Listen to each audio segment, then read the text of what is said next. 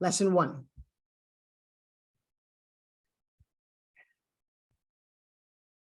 Everybody, welcome back. So excited to get started on lesson number 1. Now, the first lesson is focused on your name and how you begin your 1 minute to millions perfect pitch.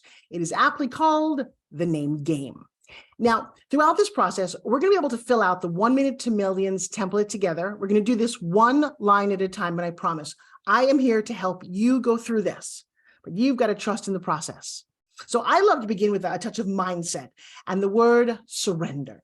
Okay, so here is my workbook. I printed it out. You do not have to print it out in color. We have a mode where it's black and white. We have a lot of color pictures in here, but I like the color version. And I really like this handy dandy, this is called a pen.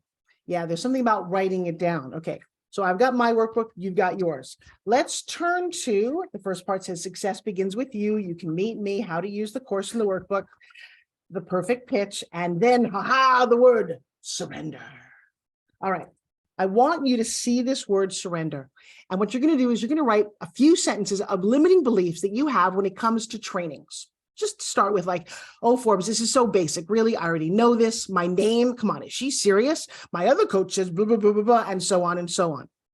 I'm going to promise you something. This training is different and it works, but only if you work it. And I laid it out in a very specific way. So then I want you to take a look at the list of your surrender objections. If you need a moment, I'll wait. Or you can certainly stop the video. Okay, you ready? So now what I want you to do is I want you to take your pen, if you're writing, or your hands if you're online or you're crossing, however you want to do that. I want you to look through all of those, read them, digest them for a second, and then cross out the negative ones.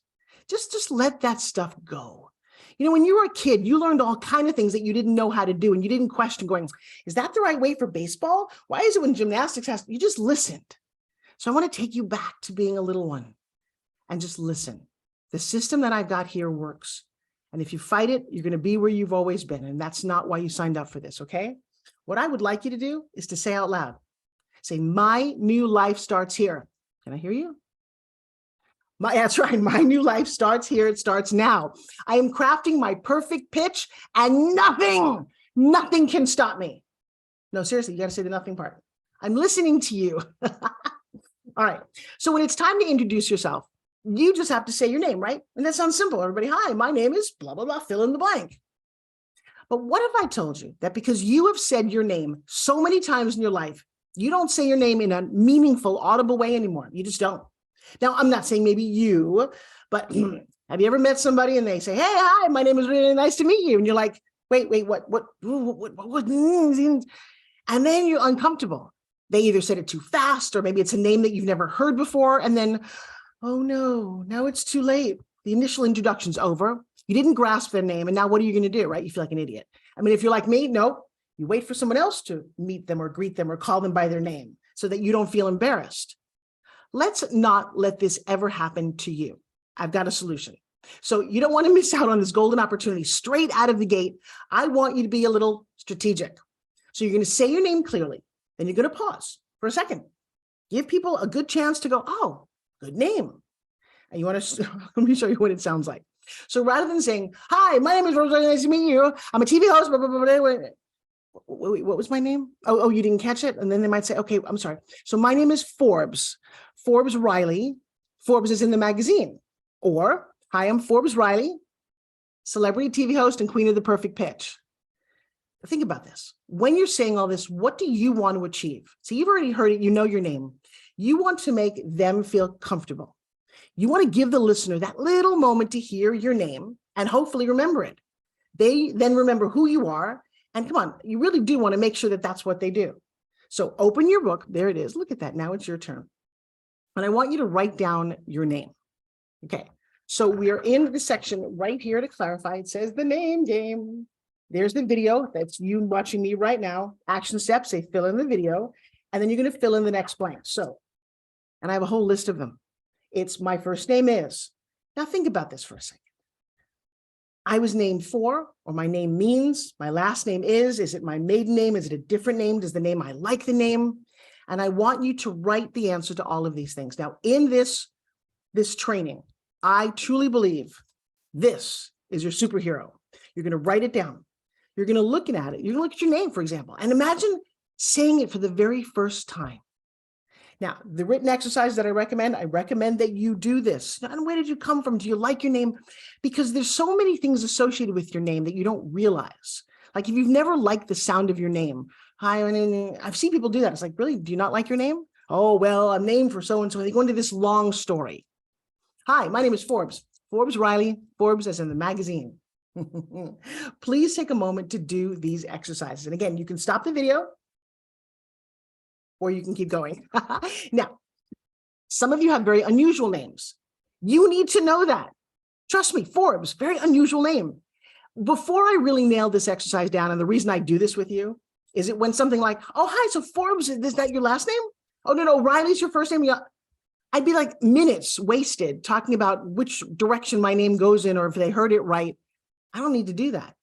See, it's not difficult if your name is Jeff or Susan or Scott, but if your name is Sohail or Xenia, Sulani, and even Patience, the listener's like, wait, oh, they need a moment to take in something that they're unfamiliar with. And the biggest lesson here is to know that you need to realize people, they've never heard your name before. So this idea came to me initially. See, as a TV host, you have to always say your name on camera. I would take a look at this. See how many times I say my name, right? It's pretty funny. At the end of that, you know, my name is Forbes Riley. But then there's always that little tiny pause. I learned that from Jake of Body by Jake. It's a great strategy. I mean, I personally have said my name thousands of times, but each time I say it, when I say it, I intend for you to remember it. Hi, my name is Forbes Riley. Nice to meet you. It's really important. I want you to remember that you can have maximum impact the minute you encounter somebody. And so now it's your turn. Come on, say your name out loud. What is it? Okay, now say your name again, and then pause for a second. I know you've never done this before, right? You really want to give people a good chance to take it in. And all right, so this is what it might sound like for me in this introduction. Hi, my name is Forbes Riley. Ooh, there's like a gravity to it. There's an importance to it. Forbes Riley, it matters. And I want you to know that it matters. It doesn't matter what your name is. Hi, my name is Susan Alden. It's like, wow, that's cool. And that little beat allows the listener to absorb your name. Remember, this is the moment they meet you. They've already made some judgments about you before you opened your mouth. What do you look like? How old, how tall, how fit, how not? All of these things come in a package, and then you start to talk. Now, a little side note. If you're from another country and you're doing business in America, I'm going to give you, this is my personal insight. See, I was raised here in the USA. I've lived and traveled all over the world. And I don't know if this applies to other countries, but I promise this little piece of advice is very invaluable if you're doing business here in the US. See, while Americans may have very different accents, you know, like I grew up talking like this, I got like a Brooklyn accent. Yeah, I have the funniest accent I've ever heard. That's like the Southern. What you talking about? You're British, yes. Those are all English, yeah, more or less. But imagine if your native language is something other than English and you have an accent. This is my belief that Americans are obsessed with figuring out where you're from. And because that, they just stop listening.